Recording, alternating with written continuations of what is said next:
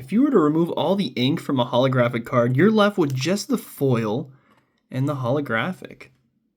You may be wondering, if the entire card itself is holographic, then how do they only get the holographic to show through in these specific areas?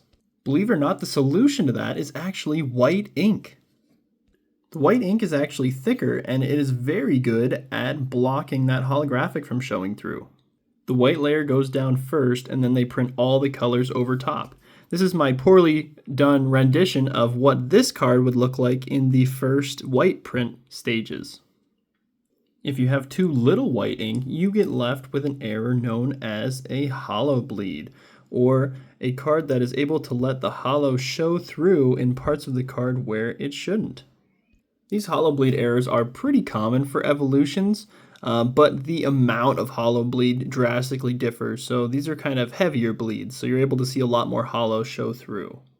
On the other end of the spectrum, you can have a card with additional white ink, like this Lieutenant Surge's Firo. You can see over here, this is supposed to be holographic, but instead it looks whited out. It's because there was too much white ink on the card when it was printed. Same with around the Firo itself here. It's more of like a harsh, blocky look, where on the normal card, it actually is more of like a tapered fade a bit.